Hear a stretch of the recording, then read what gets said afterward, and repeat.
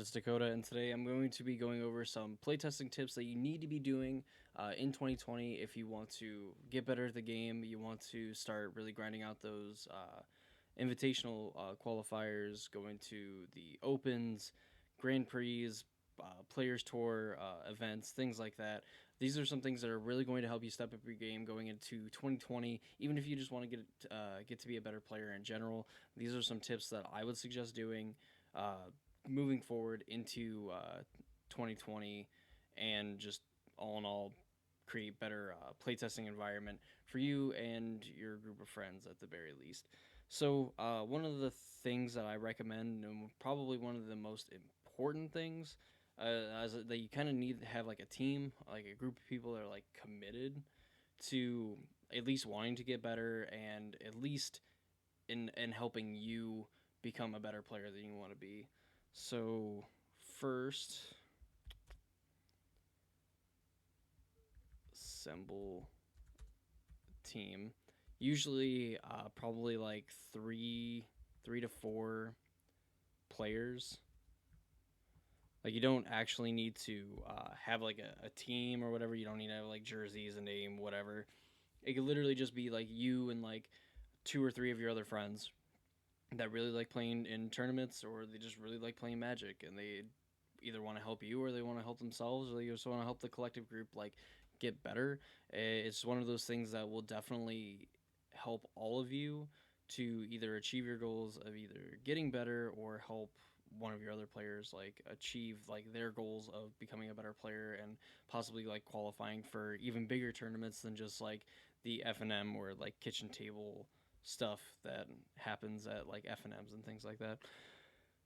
Secondly, and something I don't think enough people actually do, record your matches.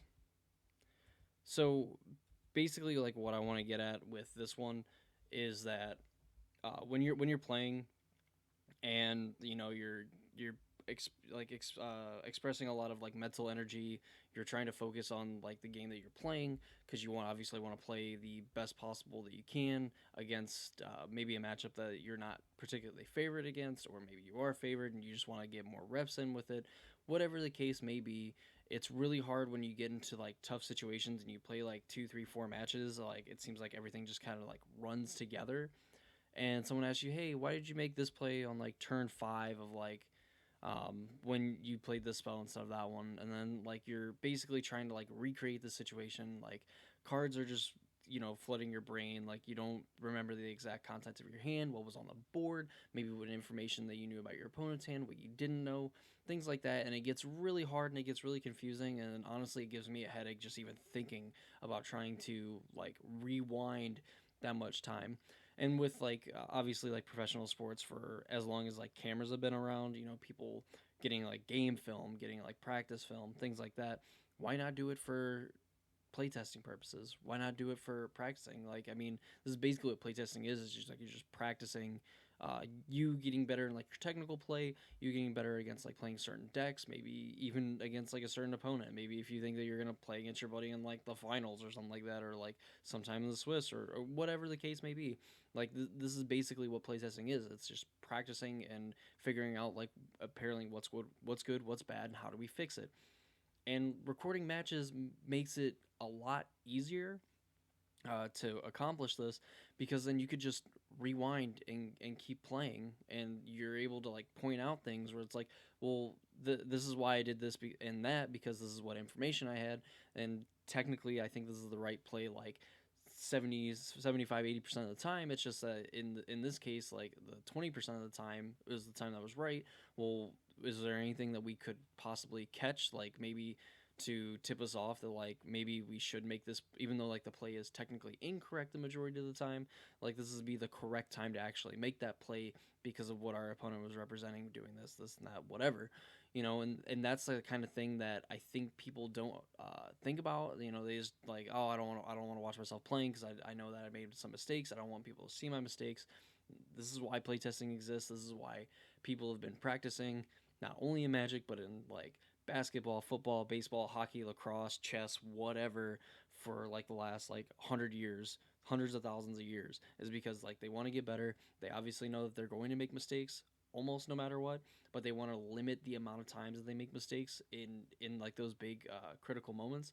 And just having the technology that we have, which is amazing and can be like its own video, recording your matches and really just getting in, diving into and seeing like exactly where mistakes are being made, and just all these situations that like that you guys want to talk about and use as these talking points when trying to figure out certain lines that are right and what cards and what sequence you should play things. That this is the easiest way and probably the best way of doing it, instead of just trying to do it from memory. So that's my little rant on like recording matches and stuff. I think it's like a super underutilized tool that I know like some teams are using, but I think the majority of players should be looking towards this as one of their selling points and one of their big things that they should focus on when they're playtesting, aside from obviously actually like playing the matchups and things like that. So speaking of playing the matchups, obviously this is not a best of one. Aside from like the Mythic Invitational, which was like weird best of one, but you play 3 matches, whatever BS that you want to call it. There is sideboarding games, and obviously sometimes when your opponent draws sideboard cards and you don't, or when you draw them and you don't, or when you draw them and they don't, you get games where obviously either you get run over or like you run away with it. You know, it's a thing that happens in Magic. It's just kind of like what the modern format is like devolved to. What like some of the older formats have is just like sometimes when you just draw your sideboard cards and your opponents don't, you run them over, and then when they draw theirs and you don't, you get run over. But some of the better players can like play through some of the stuff, and with like enough practice against those sort of situations, you can play through them. What a better way to do it than just hoping that you just randomly spike games and record all these games, and you end up getting like one or two where like you uh, where you both draw them, or one draws them and the other one doesn't, things like that. Try sideboarding, and whoever, like alternate games where like, all right, I'm going to start with like a rest in peace in my hand. I'm going to play it obviously at the best possible situation for me, like when it's convenient, and like you basically have to figure out like how to reassemble, how to either get it off the table, play around it, whatever. So playing sideboard games versus sideboard cards. And while it sounds dumb, like obviously, like yeah, of course you're in a sideboard when you play sideboard games, duh. In the example that I'm talking about is actually just like we're playing sideboarded games. We're gonna play 5 matches, 5 or 6 matches.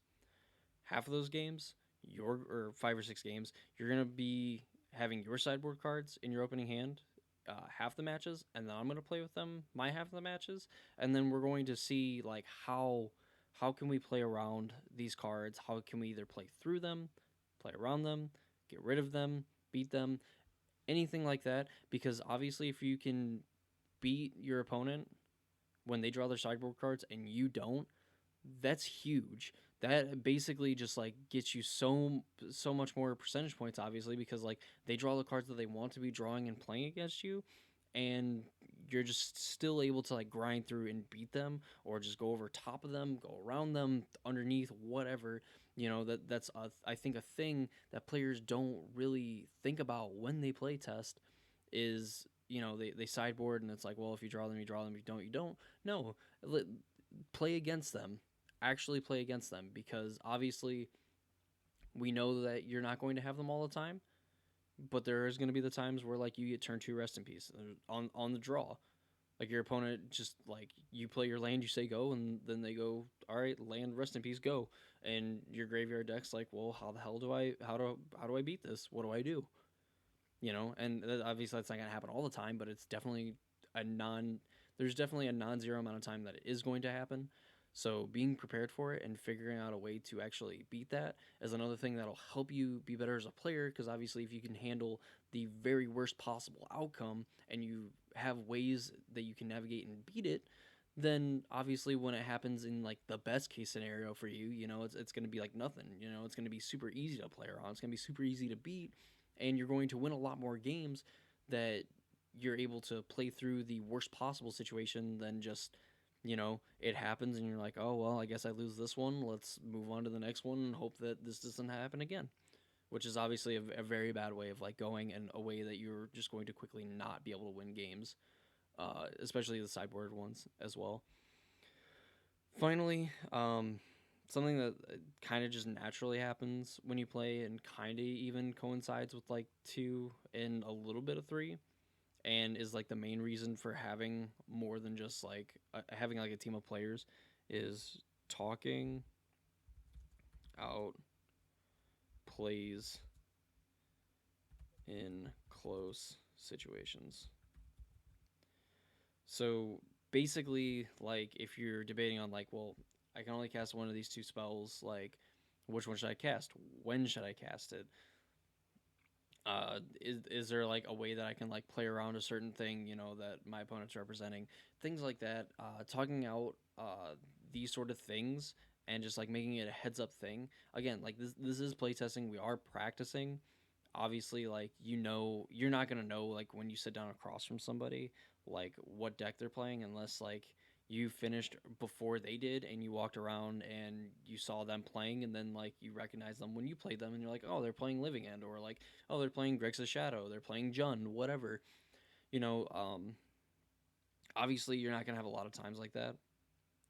So when you're talking out like these close situations and everything, you do have a little bit more information than what you would normally have, but at the same time, like just knowing that like at a critical turn when it's like turn 3, turn 4, and you're like, all right, can my opponent combo off?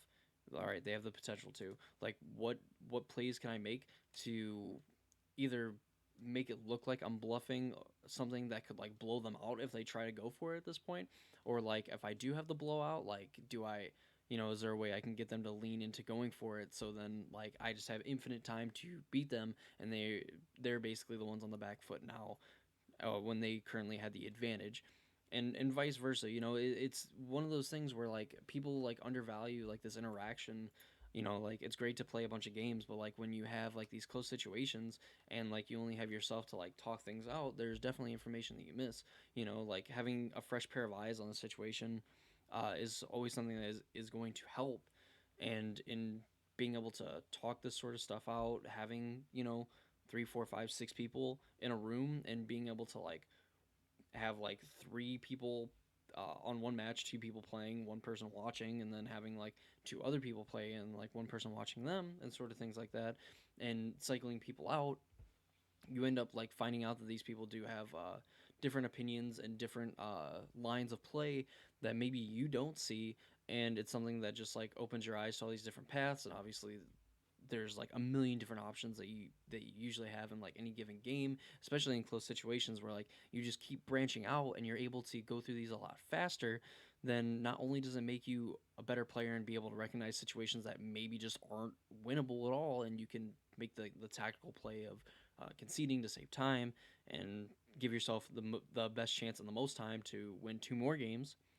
You could also find like this like 1% out where most people would have missed it, and at least make an attempt to like play towards it, because obviously 1% being better than 0%, that you can actually win the game, or at least turn the tide to where like now you're at a 1% to win, now you're at a 50% chance to win. Or maybe you just completely change it and now your opponent has like a 1% chance of winning, and you're the one that basically just has to take these arbitrary actions to end up actually getting the win.